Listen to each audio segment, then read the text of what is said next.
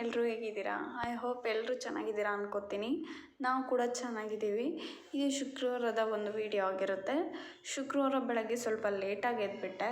So ಮೊದಲು ಪೂಜೆನ ಮಾಡ್ಕೊಂಬಿಡೋಣ ಅಂತ ಹೇಳ್ಬಿಟ್ಟು ಮನೇನ ಕ್ಲೀನ್ ಮಾಡಿ ರಂಗೋಲಿನ ಹಾಕಿ ಪೂಜೆನ ಮಾಡಿಕೊಂಡೆ. ಪೂಜೆ ಆದರೆ ಒಂದು ಪಾಸಿಟಿವ್ ಎನರ್ಜಿ ಬಂದುಬಿಡುತ್ತೆ ಮನೆಗೆ. ಸೊ ಒಂಥರ ಪ್ರಶಾಂತವಾಗಿತ್ತು ನನಗೂ ಕೂಡ.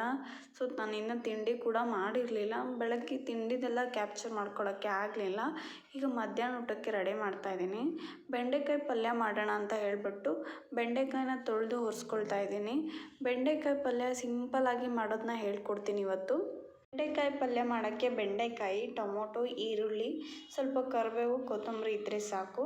ಚಿಕ್ಕದಾಗಿ ಬೆಂಡೆಕಾಯಿನ ಹೆಚ್ಕೊಂಡು ಹುರ್ಕೋಬೇಕು. ಸ್ವಲ್ಪ ಮೆತ್ತಗಾದರೆ ಸಾಕು. ಇದಕ್ಕೆ ಬೇಕಿದ್ರೆ ಸ್ವಲ್ಪ ಎಣ್ಣೆ ಕೂಡ ಹಾಕ್ಕೊಂಡು ನೀವು ಹುರ್ಕೊಳ್ಳಿ. ಈಗ ಅದೇ ಬಾಳಿಗೆ ಒಂದು ಸ್ವಲ್ಪ ಎಣ್ಣೆ ಹಾಕಿ ಸಾಸಿವೆ, ಜೀರಿಗೆ, ಕರಿಬೇವು ಹಾಕಿ ನಂತರ ಚಿಕ್ಕದಾಗಿ ಹೆಚ್ಚಿರೋ ಈರುಳ್ಳಿ ಕೂಡ ಹಾಕಿ ಚೆನ್ನಾಗಿ ಫ್ರೈ ಮಾಡ್ಕೋಬೇಕು.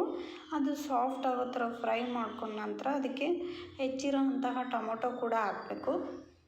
ಹೆಚ್ಚಿದ ಟೊಮೊಟೊ ಹಾಕ್ಬಿಟ್ಟು ಚೆನ್ನಾಗಿ ಫ್ರೈ ಮಾಡ್ಕೋಬೇಕು. ಅದು ಕೂಡ ಸಾಫ್ಟ್ ಆಗಬೇಕು. ಸಾಫ್ಟ್ ಆದ ನಂತರ ಹೆಚ್ಚಿರೋ ಅಂಥ ಹುರಿದಿರೋ ಬೆಂಡೆಕಾಯಿ ಕೂಡ ಹಾಕಿ ಲೋ ಫ್ಲೇಮಲ್ಲಿ ಇಟ್ಕೊಂಡು ಅದಕ್ಕೆ ಸ್ವಲ್ಪ ಖಾರದ ಪುಡಿ, ಹಾಗೆ ಸ್ವಲ್ಪ ಗರಂ ಮಸಾಲ, ಸ್ವಲ್ಪ ಅರಿಶಿನ, ಹಾಗೆ ಒಂದು ಸ್ವಲ್ಪ ರುಚಿಗೆ ತಕ್ಕಷ್ಟು ಉಪ್ಪು, ಹಾಗೆ ಒಂದು ಸ್ವಲ್ಪ ಸಾಂಬಾರು ಪೌಡರ್ ಇದೆಲ್ಲ ಹಾಕ್ಬಿಟ್ಟು ಚೆನ್ನಾಗಿ ಕಲಿಸ್ಕೊಂಡು ಹಾಗೆ ಅದಕ್ಕೆ ಕುದಿಲಿಕ್ಕೆ ಬೇಕಾದಷ್ಟು ನೀರನ್ನ ಕೂಡ ಆ್ಯಡ್ ಮಾಡಿಕೊಂಡು ಮತ್ತೆ ಒಂದು ಸಲ ಕಲಿಸ್ಕೊಳ್ಳಿ.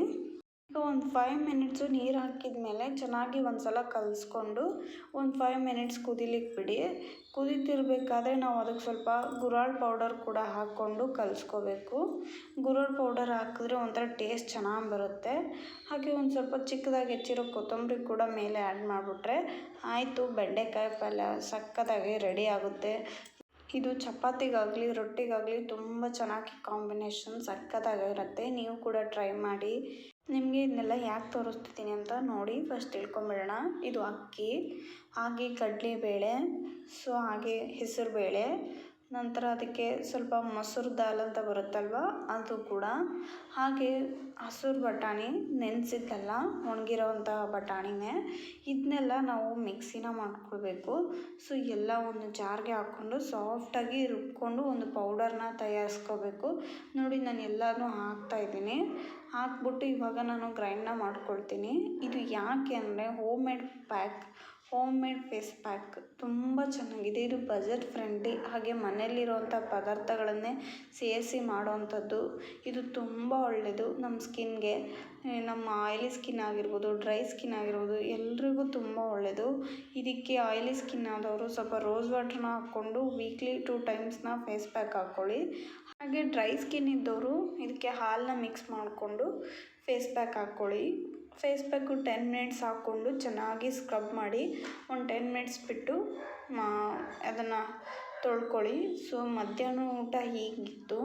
ಹಾಗೆ ಸಂಜೆ ಕೂಡ ಆಗಿತ್ತು. ಸಂಜೆ ರಂಗೋಲಿನ ಹಾಕ್ಬಿಟ್ಟು ಒಳಗಡೆ ಕಸ ಗುಡಿಸಿ ಮುಖನ ತೊಳ್ಕೊಂಡು ಸ್ವಲ್ಪ ಮೇಲ್ಗಡೆ ಮೆಣಸಿನ್ಕಾಯಿನ ಒಣಗಾಕಿದ್ದೆ ಅಂತ ಹೇಳ್ಬಿಟ್ಟು ಮೆಣಸಿನ್ಕಾಯಿನ ತೊಗೊಂಡೋಗೋಣ ಅಂತ ಬಂದೆ. ಸೊ ನಮ್ಮ ಟೆರೆಸ್ ಮೇಲೆ ನಿಂತ್ಕೊಂಡ್ರೆ ಹೀಗೆಲ್ಲ ಕಾಣುತ್ತೆ. ಸೊ ಇದು ಯಾವ ಕೋಟೆ ಯಾವ ಊರು ಅಂತ ಕಮೆಂಟ್ ಮಾಡಿ. ಹಾಗೆ ನಿಮ್ಮೂರು ಯಾವುದು ಅಂತಲೂ ಕಮೆಂಟ್ ಮಾಡಿ, ನೋಡೋಣ ಎಷ್ಟು ಜನ ಮಾಡ್ತೀರಾ ಅಂತ. ಸೊ ಈಗ ನಾನು ಫೇಸ್ ಪ್ಯಾಕ್ ಹಾಕ್ಕೊಂಡನ್ನ ನಿಮಗೆ ತೋರಿಸ್ತಾ ಇದ್ದೀನಿ.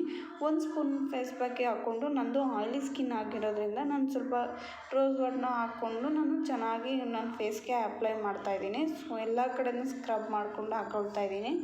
ಇದನ್ನು ಹಾಕ್ಕೊಂಡು 10 ಮಿನಿಟ್ಸ್ ಅಥವಾ 15 ಮಿನಿಟ್ಸ್ ಹಾಕ್ಕೋಬೇಕು. ಮಿನಿಮಮ್ 10 ಮಿನಿಟ್ಸ್ ಆದರೂ ನಾವು ಬಿಟ್ಕೋಬೇಕಾಗುತ್ತೆ. ಚೆನ್ನಾಗಿ ಎಲ್ಲಿ ನಿಮಗೆ ಜಾಸ್ತಿ ಆಯಿಲಿ ಸ್ಕಿನ್ ಆಗುತ್ತೆ, ಹಾಗೆ ನಿಮಗೆ ಪಿಂಪಲ್ಸ್ ಆಗಲಿ ಡಾರ್ಕ್ ಸರ್ಕಲ್ಸ್ ಎಲ್ಲಿರುತ್ತೆ ಅದನ್ನ ಅಪ್ಲೈ ಮಾಡ್ಕೊಳ್ಳಿ. ತುಂಬ ಸಾಫ್ಟ್ ಆಗುತ್ತೆ ನಿಮ್ಮ ಸ್ಕಿನ್ನು. ನಾನು ಇಲ್ಲಿ ನಿಮಗೆ ತೋರಿಸಿದ್ದೀನಿ ಫೇಸ್ ಪ್ಯಾಕ್ನ.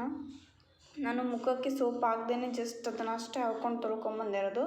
ತುಂಬ ನೈಸಾಗಿತ್ತು. ಹಾಗೆ ಸಂಜೆ ಸ್ನ್ಯಾಕ್ಸಿಗೆ ಅಂತ ಹೇಳ್ಬಿಟ್ಟು ಮನೆಯಲ್ಲಿ ಒಂದು ಪಾಪ್ಕಾರ್ನ್ ಪ್ಯಾಕೆಟ್ ಕೂಡ ಇತ್ತು. ಅದರಲ್ಲಿ ಪಾಪ್ಕಾರ್ನ್ನ ಮಾಡಿಕೊಂಡೆ. ಹಾಗೆ ಲೆಮನ್ ಕೂಡ ಜಾಸ್ತಿ ಇತ್ತು ಅಂತ ಹೇಳ್ಬಿಟ್ಟು ಲೆಮನ್ನ ಹಾಕಿ ಲೆಮನ್ ಜ್ಯೂಸ್ ಮಾಡಿಕೊಂಡೆ. ಹಾಗೆ ಆ್ಯಪಲ್ ತೊಗೊಂಡು ಬಂದಿದ್ದರು, ಅದನ್ನು ಕೂಡ ತೆಗೆದು ಇಟ್ಟೆ. ಸೊ ಸಂಜೆಯ ಸ್ನ್ಯಾಕ್ಸ್ ಇದಾಗಿತ್ತು.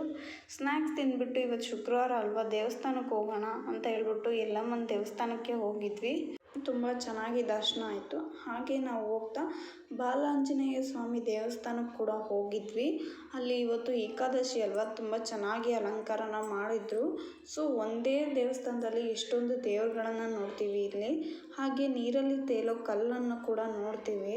ತುಂಬ ಚೆನ್ನಾಗಿತ್ತು, ನನಗೂ ಕೂಡ ಖುಷಿ ಆಯಿತು. ನಾನು ಕೂಡ ಈ ದೇವಸ್ಥಾನಕ್ಕೆ ಫಸ್ಟ್ ಟೈಮ್ ಹೋಗಿದ್ದು, ನನಗೆ ತುಂಬ ಖುಷಿ ಆಯಿತು.